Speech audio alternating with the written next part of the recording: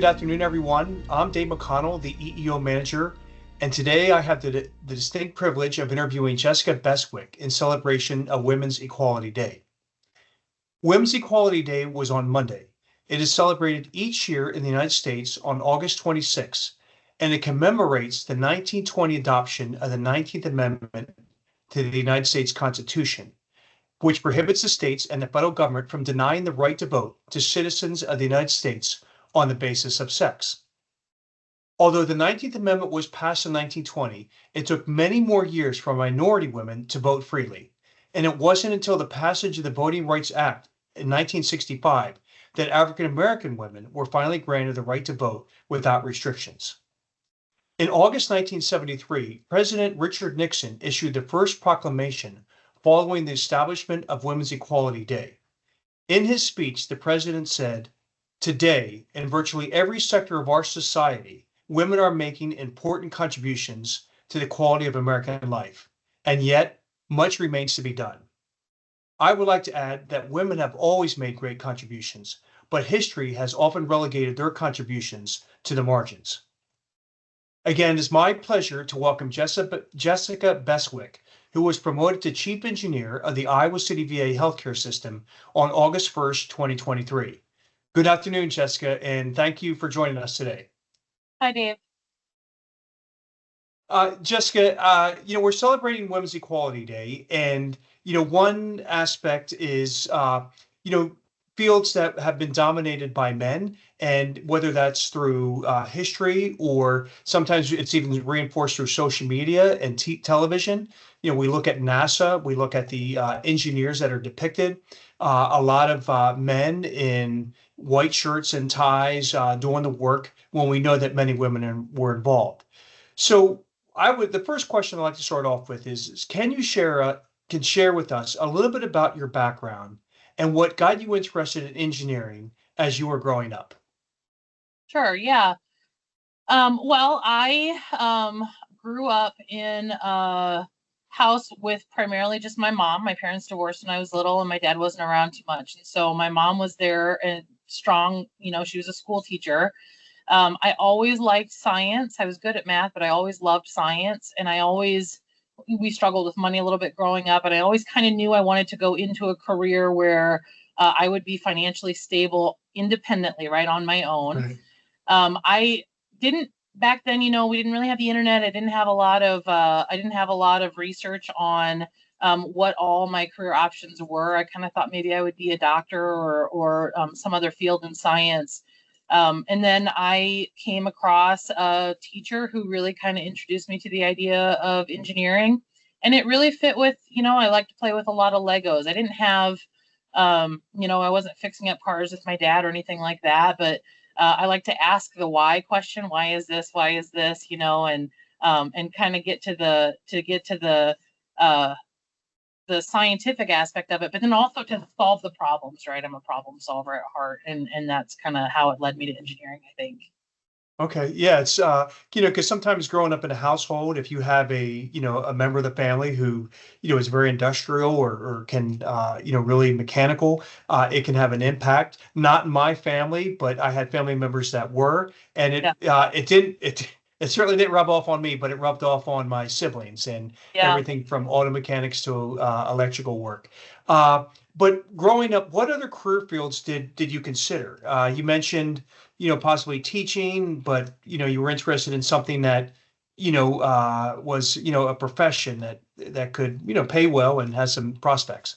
Yeah, my mom was a school teacher, and that was originally kind of what I thought I would do. And she sort of steered me away from that, and for a variety of reasons. I mean, she loved it and was very, very good at it. But like I said, we struggled with money a little bit growing up, and there were just some things that I think that she thought maybe I would be better fit for. In high school, I thought I'd be a physician, really. I wanted to be a doctor, and I went to my high school guidance counselor, and I said, I want to be a doctor when I grow up. What should I do to prepare myself for that, right? And I knew I should take biology in high school and things like that, but is there anything else? He actually recommended this applied physics course, a series of courses in high school that I didn't know anything about, called Principles of Technology. It was taught down in the shops class. I was the Okay. only girl in the class for several of them. The first series we had one other girl, and then I was the only female for 2 and 3.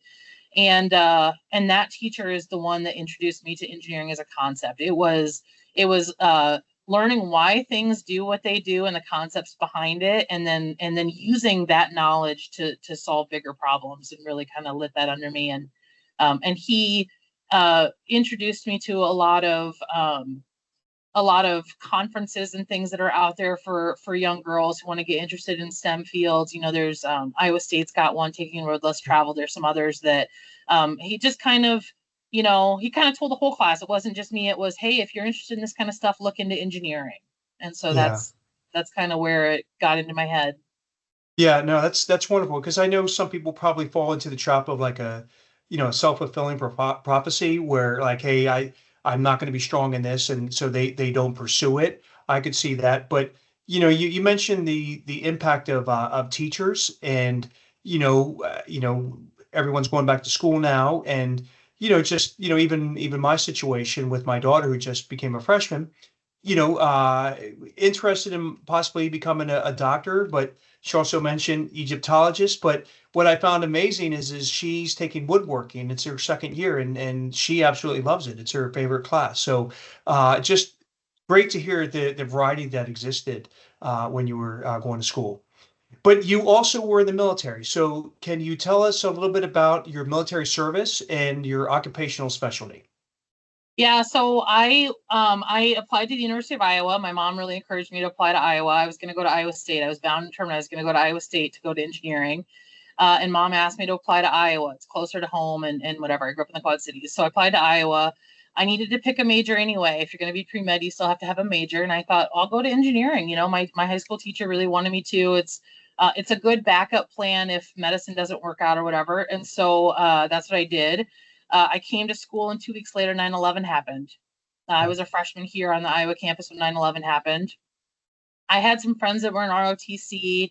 I was dating a guy at the time that was in the Army. I was in school kind of because that's what you did after high school. It didn't really feel like an option to me at the time. And I really kind of felt this need or this push to kind of do more. And so after I finished my freshman year, I spoke with a recruiter and joined the National Guard here in Iowa as a medic, because again, I still thought I was going to be a doctor. And so Yeah. I became a combat medic in the Army, and did that while I was in school, kind of back and forth. Hmm.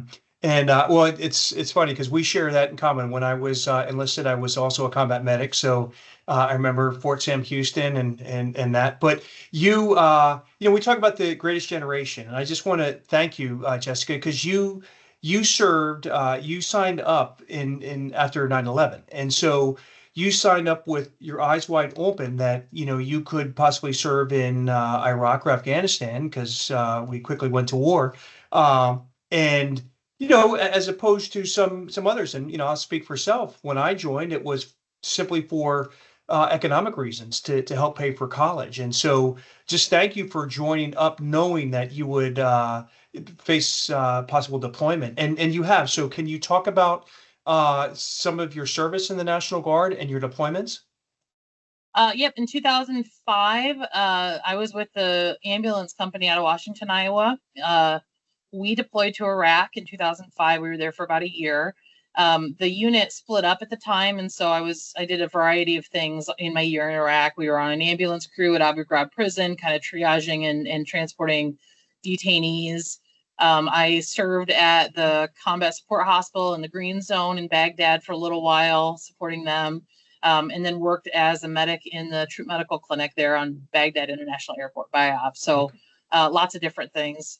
So I took 3 semesters off of school then to go to Iraq, came back, finished my bachelor's degree, and went straight into a combined master's degree in engineering. And then in 2010, deployed to Afghanistan with my new unit, which was Charlie Med, the Charlie Company 334 BSB. A lot of Red Bulls probably on the call here, so you know who I'm talking about. They deployed with the brigade from Iowa in 2010. And on that deployment, I, again, kind of did a variety of jobs, but primarily at that point, I was put into sort of several NCOIC roles at different clinics. So Yeah. combat outpost in Kalagoosh and Camp Warrior there in Afghanistan. Yeah, well, thank you for your service, Jessica, because look, and especially looking at the times that you served Iraq in 2005 and Afghanistan in 2010, things were definitely kinetic, and it definitely heated up in those countries. And you mentioned being in charge of a clinic in Afghanistan, and so it's just amazing because you're still young. Amazing the amount of responsibility that you're given and other people are giving in very stressful situations. So thank you for that, Jessica. So then you come back to the University of Iowa. Could you tell us a little bit about your experience in the engineering courses and then graduation? Yeah, so engineering is tough sort of in general, and then leaving for 3 semesters to go do a different job and then coming back and then leaving and coming back.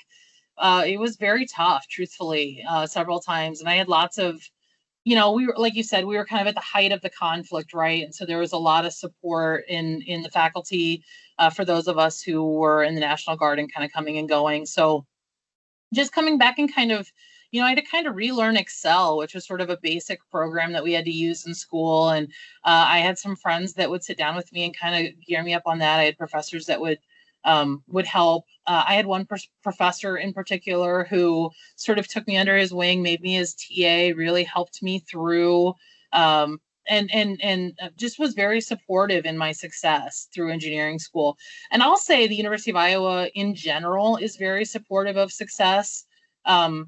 Probably a side benefit I didn't realize I was getting when I chose Iowa over Iowa State. Iowa State sort of lets a lot of kids in and then they sort of weed them out that first year. Iowa, it's a little tougher to get into, but then once you're in, they want to keep you and they want to do everything they can to make you succeed. And I certainly benefited from that. Yeah. How many women were with you as engineering majors that, I mean, not an exact number, but were there women in any kind of percentage that you could discuss? Yeah, so Iowa has the biomedical engineering program in the state. And so there are a lot of women that go into biomedical engineering. And I'm sure I'm not the only one that is this way. A lot of good things that happened to me, I sort of lucked into, right? So I applied to Iowa really late. Because I applied so late, because my mom convinced me to, I didn't have a place to live and I didn't really want to live in a lounge. Right. And so then I got a postcard saying you can apply to live on this learning community. And so I did. And so my first dorm room was in the Women in Science and Engineering floor, which is all women engineers and nursing students and pre-med and all that. And so I had sort of a built-in community of women there. But a lot of female engineers at Iowa choose to go into biomedical engineering for whatever reason. I was a civil environmental engineer. There were fewer women, but still several. Some engineering majors don't have a lot. Electrical have even fewer, I would say. Chemical, I knew a few. We were certainly outnumbered, but maybe certainly not as much as, in the 70s, 80s, 90s. Right. Okay. That's wonderful. And then you did close the door on medical school? Yeah, I got back from Afghanistan. I did finish all my pre-med requirements. And every time I deployed and I got to work in that, I knew that's what I wanted to do. And then I got back, finished my pre-med requirements right after Afghanistan. And then I was coming up on my 30th birthday and I thought, oof, I don't know if I want to go through the application cycle and through school and then residency and fellow, Right. All those things that come after. I really kind of had I had an adjustment period. I mean, after Iraq, I don't think it was as bad. My adjustment wasn't, or at least it didn't feel as forefront of my mind because I kind of fell right back into the routine of school. When I came back from Afghanistan, I was taking classes kind of part-time. I was back at my college job, driving CAN bus across the street. And I just was sort of having a little bit more of an adjustment. I'm not going to say crisis. It wasn't anything like that, but just sort of an introspective look at my life and coming up on my 30th birthday thinking, I think it's probably time to get a real job. Right. Yeah. No, it's interesting. Thanks for sharing it. Like there is a complementary nature, it was explained to me between engineering and medical. And I actually know a a person who became an engineer officer, electrical engineer, and then became an orthopedic surgeon later. So I've known he several. still, yeah, he still does both. So I would like to talk about, we talk about women's equality, women's history. A lot of times in these fields, it's really sometimes up to men to provide the mentorship, to invite women at the table, to sponsor them. All right, and so they play a part. And so, can you talk about some of the mentors that you had in the engineering field, both men and women? Mhm. Well, so I mentioned that high school teacher. He's sort of the one that Right. opened the door for me. And I can truthfully, I can trace my career from sort of mentor or sponsor all the way through one after another. So my high school teacher then led into that faculty member at the University of Iowa who took me under his wing, made me his TA, helped me through some of those tougher times when I was really feeling like I wasn't going to get this concept or I wasn't going to pass this class or whatever. Um, I left school and started looking for work. Decided to do environmental compliance, and I decided to do that with the federal government, particularly with the VA, because I ended my military career just as I started working at the VA. And Mhm. anybody who's gone through that transition knows that there's a lot of complicated sort of mixed feelings with giving up that part of your identity, that military part of your identity. And I thought the VA is a good way to hold on to a little bit of that, to still be in that healthcare environment, and it just seemed like a very good fit for me. So I went into environmental compliance first and was working here at the VA, and Ed Rubenkamp, my predecessor as the chief Right. engineer, sort of identified that I have an engineering degree and did sort of say, hey, why don't you come work in the engineering department? I think you'd be a good fit over here too. So I worked for Ed for several years, and then when I started down in the basement running the maintenance shops, what Tyler Mhm. Stutzman does for us here in the facility now, did that for a couple of years, and then moved up to the deputy chief engineer position, running projects and working with the VISN with the CAM. And our CAM at the time, our capital asset manager at the time, she was a female engineer, and she was really kind of the first female mentor in engineering that I had. She really um, I still will call her up. She doesn't work for Vision 23 anymore. She works for central office, but she was a phenomenal mentor for me. And both her and Ed, kind of, hey, we think you should be part of this work group. I think this you would be a good voice to have on this, and it's good to get your name known. It's good to, it's good for people outside of Iowa City and outside of Vision 23 to know who Right. you are and to see what you can do. So certainly, I have had those people, like you said, all along. Yeah. Well, thank you for your mentioning, your journey to come to the VA and, the affinity that you had for military service, because I can imagine, getting ready to graduate, you're a little bit older than a traditional student, and then, probably companies and there's fairs and, there's attraction of bigger cities, maybe civilian opportunities. And so, can you talk to that a little bit as far as, other things that you considered? Yeah, I went to job fairs and applied. I had a couple of interviews and interest from some companies in the area for engineering. Um, a lot of that was before I left for Afghanistan. I had one job offer before I went to Afghanistan, and I kind of told them I'm getting ready to deploy. I don't want to, put you in a Right. position where they'd have to hire me and then hold the job, and I didn't want Yeah. to go through that, right? So she certainly said, follow up with us when you get back. And then I got back and kind of had that adjustment period where I didn't. But really, what it came down to, I mean, like I said, sort of the transition from military to civilian, the VA kind of helps with that. It's not quite as dramatic, although I'll tell you, and I know everybody on this call knows that have been in the military, that there's a lot of distinct differences between working in the VA and working in the military. But Right. um, there was also, I'll have to be honest with you, there was the component of, and I mean, I certainly don't play this up. I'm a woman in a male dominated field, and it guides all of my decisions. It doesn't really, it rarely occurs to me these days, um, but at that time, I knew that in the private sector, salaries and things like that were, and still are, sort of heavily dependent on your ability to negotiate for yourself and your ability to advocate for yourself. And I didn't really think I was good at that. I didn't trust myself to advocate for what I was worth. And I know myself well enough to know that if I had gotten in a job where I was making, 80 cents to the dollar of one of my male Right. colleagues, and I was working my tail off and doing everything I could to make sure the project succeeded, that I wouldn't do well in that environment. I really liked the idea of, in the federal government, we're all on a plane, and that component is sort of taken away from us. So that certainly influenced, along with all of the service that, that this job provides, the opportunity for Yeah. service. Yeah, no, that's a wonderful point. Advocacy is still key, but as far as performance based on merit and strength of performance. So, last question I have mentioned it earlier. It's late August, early September. A lot of people are returning to school. We have a lot of employees that may have school-age children. I do as well, and it's wonderful having a daughter because, like, even it happened a couple months ago. I said, "Hey, repairman's coming to the house." And so my daughter goes, "What makes you assume that it's going to be a man?" Right. And so I'm like, "Yeah, you're right, Malaya. I shouldn't make that assumption." And so she makes me see things.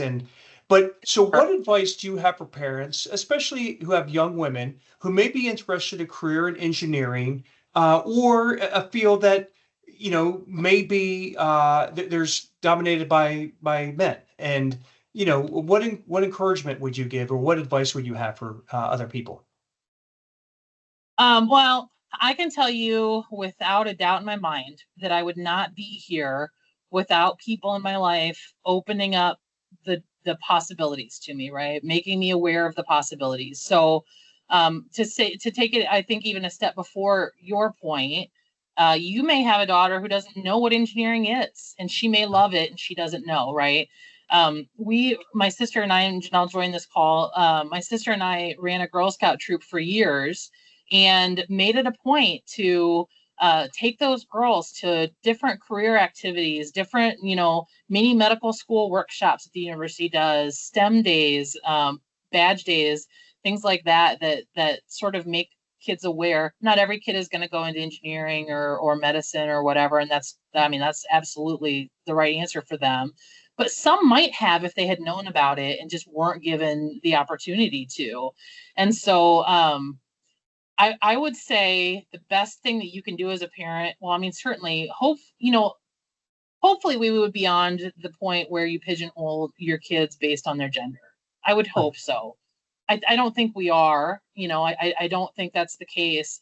But that's the first thing people can do is don't assume anything because your child is a son or your child is a daughter. But then open those doors for them. And if you can't provide those opportunities for them, there are certainly opportunities, certainly ways to do it, right? And even I was sort of browsing through the catalog at the Coralville Rec Center the other day for swim lessons for my son, and even the city rec centers now are doing like STEM nights, and the University of Iowa. We live in Iowa City, for crying out loud. These guys run STEM nights, every month or whatever to try and get people interested. There are programs for high school students to get involved with the College of Engineering well before they're even graduating high school, and so as parents, it's up to you really to open up those opportunities for them and kind of open the door for them to walk through. And if Yeah. you know people, Yeah. hook them up. I actually had a friend of mine, my aunt has a friend that has a daughter that's in high school, and she kind of said offhand one time, "Hey, I might be interested in engineering." And then my aunt talked to her friend over coffee and kind of mentioned that she had a niece who was an engineer up here, and they called me up and said, "You don't know me, but my daughter's kind of interested in engineering. Would you mind going out to lunch with us?" And we did. She's going to come up to Iowa probably next year for engineering. Yeah. And sort of try and make those connections for them. Yeah, thank you. And then there's so many different fields of engineering. I think some people think construction and vertical engineering, but systems engineering, everything, environmental engineering. There's so many fields out there. And you're right. If you're not introduced to it, you may get contact with it when you're in college, but by that time it could be too late for some people to make that kind of transition. It feels too late. And I think that's important too. It's so, I mean, I Yeah. remember this, even though it's been years since I've been in school, it feels too late sometimes when you're already in a degree program to change your mind, right? To Right. change your path or to change your major. And as parents with kids in school, if your kids say, well, I started out as a, whatever, and now I think I want to do this, it may not be economically feasible. There may be other reasons why it can't. But don't let your kids pigeonhole themselves because they feel like they've already made a choice and there's no going back. Because we all know now, I'm sitting here at 41. No, I still have not completely closed the door on medical school, right? I still kind of let it rattle around in my brain sometimes. You just never know, right? And so, gosh, to think of an 18, 19, 20-year-old thinking it's too late to change their mind is just a shame. Right. Yeah. And sometimes they have to decide very early, in the major selection process. But you had an interesting story. We talked earlier about what incentivized you to stay engineering with your mother. Would you like to share that? Yeah, my mom was a teacher, and like I said, back then we didn't have any engineers in the family. We didn't really know any engineers. So I had this connection through high school that he kind of encouraged me to go into engineering. I applied to Iowa. My mom asked me, this is, by the way, also how I got the basic training. My mom asked me, she said, what are you going to major in? And I said, oh, I'm going to be an engineer. And she said, what's an engineer do? And as I opened my mouth to answer her, she said, you know what? Never mind. You're going to change your major 3 times before you graduate. I'll ask you again in a few years what you're going to be. And I thought, I'm going to prove her wrong and I will get through this. And there were days that I thought, she didn't think I could do this, so I'm going to do it. My brother said the same thing to me as I went off to basic training. He said, oh, we'll see if you can get through. And boy, when it got tough in basic training, I thought, I'm going to get home and prove him wrong. Yeah. Well, we're grateful for your perseverance. So thank you, Jessica. Everyone, we have a few minutes for questions. So if you have a question, you can feel free to raise your hand. I'll call on you, or you can put your question in the chat. So we have a few minutes for that if you would like to ask Jessica something.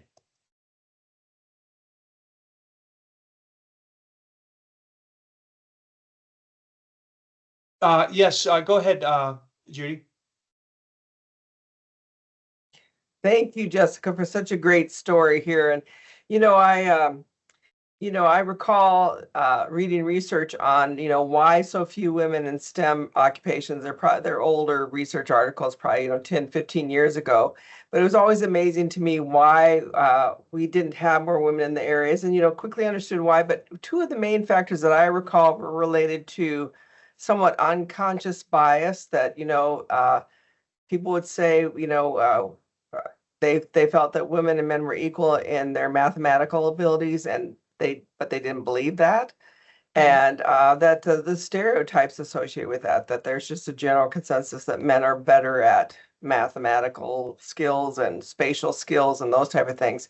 Can you tell us, did you encounter any of that during your time to feel like that you were being stereotyped or maybe put into a position where your skills were being questioned? I don't think I ever came across, I certainly never came across a professor that didn't think that we could do it, or that women, maybe some older ones maybe were a little more curmudgeon-y, but I guess I never felt like it was particularly because I was a female. Every once in a while you come across a classmate. I don't want to overgeneralize. I feel like I and the women that I were in engineering school with worked harder. I think, and some of that was self-imposed, like we kind of knew we were going to be outnumbered, and sort of along that, we weren't going to wash out without it, without us doing everything we could to stay. And so there may have been a little self-imposed bias that made us work a little bit harder to kind of prove something, even if somebody externally wasn't making that. But I was fortunate in a lot of ways. Like I said, I lucked into a lot of things. I lucked into a lot of mentors and a lot of sponsors and guides throughout my career. Yeah, that's very important, isn't it? Yeah, thank you. And Jessica, there was one question in the chat. As far as what advice would you tell your younger self? Well, there have been decisions that I have made that I would not have made if people didn't externally say, you can do that, just apply for the job. You can do that, just try, right? And so, and it's so easy to say now, right? Like, believe in yourself. You can do more than you think you can. but that is true. That is true. The other thing I would say is, I mean, you heard me say, my dream was kind of to go to medical school and to do all those things. Life happens, right?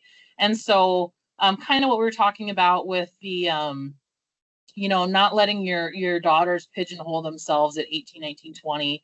I did that to myself in some ways, right? So, I honestly picked environmental engineering because I read the guidebook. I probably would have chosen biomedical engineering, not because it was more female friendly or there are more women in it, but because that's a pretty easy hop to medical school, right? It's a pretty easy pre-med program, not easy, but it's a pretty straightforward pre-med program to go straight into medical school. But in the guidebook, it read kind of like it was mechanical engineering in the body. There was just a little blurb, whereas environmental engineering talked about public health and infectious disease and all those things I was interested in. And about a year in, I thought maybe I should switch to biomedical, and I kind of pigeonholed myself. And so I think that's so important. It's so important to when you see people around you that kind of express interest in something, but they're not really sure to voice that encouragement, even though, even if it doesn't feel like maybe they need it, they maybe do. Yeah. And it's a good reminder that some people may not be aware of the seed that they have planted. And just by an encouraging word or say, hey, you can do this, or, just by mentioning something. So we all can have a great impact. So is there any more questions? It's got a few more minutes. Okay, I'm not seeing any, but I just wanted to thank you, Jessica, for joining us today. And we truly appreciate your leadership and what you do and your team does every day to keep our facilities running safely and smoothly. And finally, I'd like to thank all the women who work at the Iowa City VA healthcare system. Women comprise nearly 60% of our workforce.